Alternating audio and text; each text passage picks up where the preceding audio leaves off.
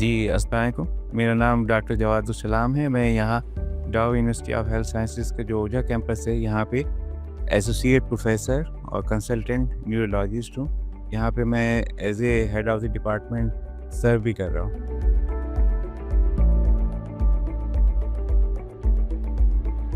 ये young Parkinson disease का मतलब ये होता है कि पार्किंसन या राशे का मर्ज़ जो कि 50 इयर्स या उससे अर्ली एज में प्रेज़ेंट करें पेशेंट।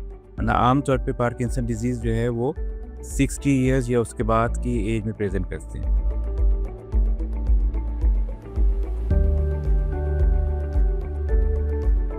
बस इसके अंदर ये होता है कि जो इसके अंदर अलामतें हैं, वो कुछ मसल स्टिफनेस यानी पट्टों के खिंचाव और अकड़ाव की जो है वो इनिशियली पेशेंट प्रेज़ेंट करता है। वरना आम तौर पे राशे का मरीज़ जो होता है वो प्रेज़ेंट करता है कँपकँपाने यानी ट्रेमर्स के साथ, कि हाथ या पाँव जो है उनकी कँपकँपाहट शुरू हो जाती है।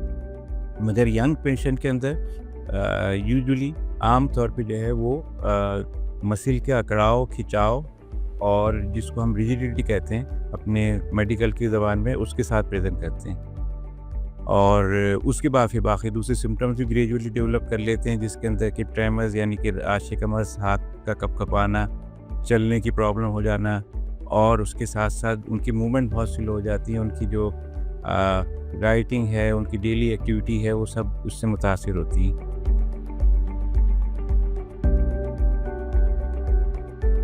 तो ट्रीटमेंट ऑप्शन तकरीबन वही हैं जो कि हमें रेगुलर ओल्ड एज के जो पार्किंसन के जो पेशेंट हैं उनको मेडिसिन दी जाती है। डोपामिन एक मेडिसिन है, गोल्ड स्टैंडर्ड मेडिसिन है, वो दी जाती है और कुछ ऐसी मेडिसिन है जो कि सपोर्ट के लिए दी जाती है।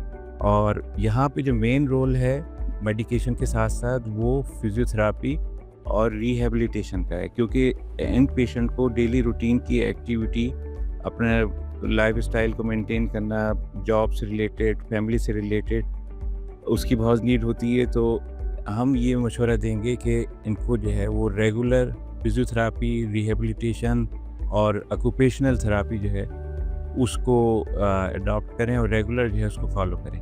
इसके साथ-साथ क्योंकि ये एज ऐसी है, प्रोडक्टिविटी की एज है, तो पेशेंट को सोशियो इकोनॉमिकल भी इश्यूज़ होते हैं, तो सोशल सपोर्ट, फैमिली की तरफ से सपोर्ट, उनके जो कोवर्कर्स होते हैं, उनके फ्रेंड्स होते हैं, उनकी तरफ से सपोर्ट और कभी-कभार साइकोलॉजिकल रिहैबिलिटेशन की भी ज़रूरत पड़ती है, जिसको हम कॉग्निटिव बिहेवियरल थेरेपी कहते हैं।